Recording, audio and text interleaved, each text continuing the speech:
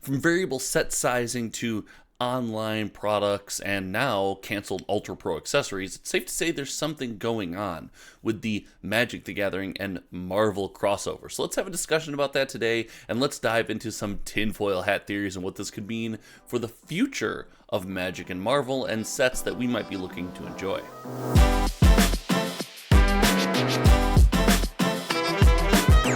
Now we're going to have some fun in today's video. We're going to talk about the things that happened, and then we are going to get into some wild speculation, mostly just for fun. I'll make sure to let you know when that happens. But if you like content like this and you like conversations around your favorite trading card games, make sure you click the like and subscribe button down below, because clicking both of those buttons helps a small channel like mine more than you can possibly imagine. But Magic and Marvel is off to a, let's call it, rocky start. We had the Secret Lair come out that seemed to go off without a hitch except for its availability. Spoiler alert, that's how most Secret Lairs seem to work in 2025. But then we looked forward to Spider-Man, the Spider-Verse, and all things that the web slinger has to offer us Magic fans. And since its inception, there have been some rumors about Spider-Man. There was a thought that it was supposed to be just a commander set, a smaller set that got blown up into a larger set that was recently confirmed thanks to, I think I saw it on the Welcome to Wooburg Instagram channel, an interview, a panel with Mark Rosewater. Then there was the conversations about the digital cards. Are we going to be able to have Spider-Man on Arena? And if not, frankly, why not? Now, the latest update is that Ultra Pro, the company that makes some of our favorite trading card game accessories — I'm not sponsored, I just know Ultra Pro is a company — and their Marvel, Spider-Man, and Magic the Gathering line was pulled last minute.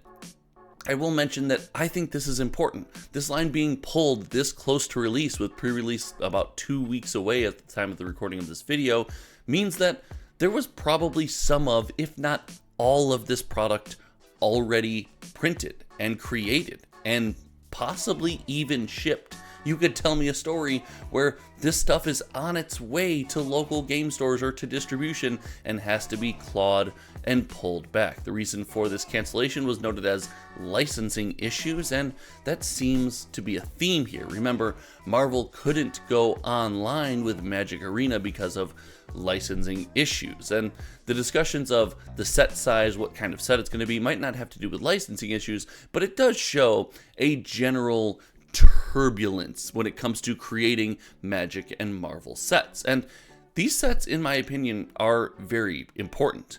We have a story that is interconnected. Now, whether it's Magic story or a Universes Beyond story, it's a Universes Beyond story. But for the first time in a long time, we have this interconnected story that's going to be told over the course of several sets. And it does seem that, at least for now, there is signs that these two companies cannot come to agreements or cannot interpret what the other one means to produce a product without any kind of turbulence, without any kind of ups and downs and bad stuff happening, if you will, for the lack of a better phrase. Now, I will say, I don't think that this is going to make Wizards of the Coast rethink the Universes Beyond model. I've heard some speculation, some rumblings out there, and I got on the old Reddit last night after having some great discussions about this with my friends over at Kitchen Table TCG and the May the Zoo Be With You podcast.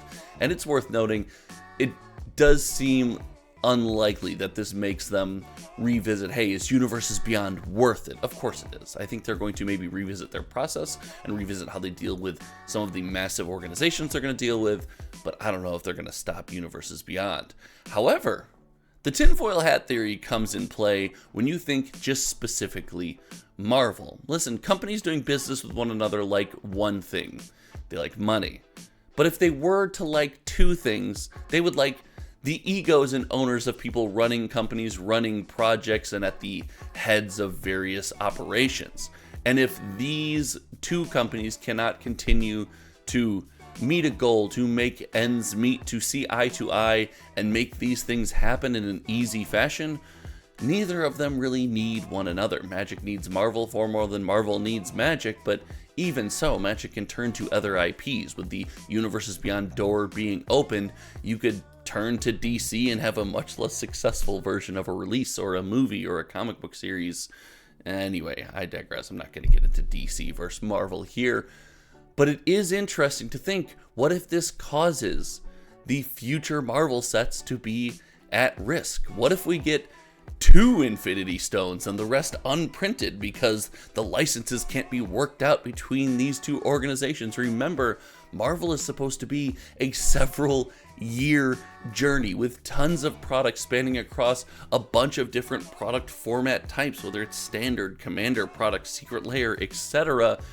What if, let's put on our tinfoil hats, let's speculate, they can't get this right? Do we get in-universe weirdness rebranding of these cards where we suddenly have in-universe Spider Lords, even though that would never be a thing? I don't know. That's a tunnel I don't really feel like going down right now. But that would be a wild world to me, because I can almost assure that there is some work being done on these future Marvel projects already. Now, whether they're already down to card design and art, well, I don't know the schedule, so I don't want to speculate too much on that. But I would think that there's some work being done, and Wizards of the Coast does not like to waste work. Heck, we noticed that Spider-Man, they made a bunch of cards, and instead of changing the set redesign and go back to the drawing board, they kind of expanded it to be a full-fledged set at the last minute that seems to be, well, it's a little bit smaller. All in all, I think this is really interesting, and I wonder, the Ultra Pro deal, this is where I'm going to let's get into the weeds a little bit here. The Ultra Pro deal, Ultra Pro, when they print Magic the Gathering style items, they have a deal with Magic the Gathering. Well, in this case, Magic the Gathering has a deal with Marvel. So did Magic the Gathering take a license from Marvel, interpret that license to be, hey, I get to print a bunch of products with Marvel and Spider-Man on them, not just trading cards, and then ship it off to their partners like Ultra Pro, only to be reprimanded and hand slapped by the juggernaut that is Marvel, saying, hey, we said you could print Magic cards with Marvel. We didn't say anything about deck boxes and binders and sleeves. Bring it back. It's also an interesting point to think, Marvel's owned by Disney, and Disney underwent a massive trading card game project with Lorcana. When this happened, we noted that that was going to be, a weird situation, but Disney is big enough to not even notice that core Disney cartoon Pixar IP is over here and Marvel is over here in a different card game, and those two can coexist without stepping on each other whatsoever. Disney's a big enough entity, it's a big enough universe with enough stories to tell, where I don't think that's going to be something that will inhibit either of those card games. Heck, for a small amount of time, we saw a Star Wars trading card game as well, meaning we had an opportunity to have 3 Disney IP card games all going on at once, with the Marvel Magic rebrand, the Marvel Magic sets being kind of a pseudo Disney card game. All in all, this is really interesting. I don't think, if you were to put a gun to my head and ask me what I think's going to happen, I don't think anything will come of this. I think Wizards of the Coast is probably going to refine their Universes Beyond project. I think they're probably going to say, hey, we need to make sure we get this right in the future, because when we work with big enough IPs, something like Marvel, we have to be the ones that get it right. We have to carry a lot of this weight, where they're just going to sign a contract, send it our way, and say, all right, we'll check in with you later. They're not used to being, I guess, probably bossed around and pushed around the way Marvel and Disney can throw that weight. So I'm interested to see what's to come of these projects. All in all, I think they'll just revisit the process, but it would be a wild world where some of these sets never make it to market, and some of these products and accessories and branded items are scattered throughout the world trying to be destroyed. Gosh, that could be an ultimate collectible. That could be a cool collectible from this product. Thank you so much for hanging out. Let me know what you think of the Marvel and Magic the Gathering debacle going down below. If you like more free-flowing conversations like this and thoughts off the top of our dome, make sure, again, you hit that subscribe button down below, because I am racing to 13,000 subscribers. Thank you to everyone who hit that subscribe button. An extra thank you to everyone who supports the channel via the channel membership. It's $5 a month down below. Appreciate each and every one of you. Thanks so much for hanging out. Until next time, you all know me. My name is Josh, and we'll see you around. All right, goodbye.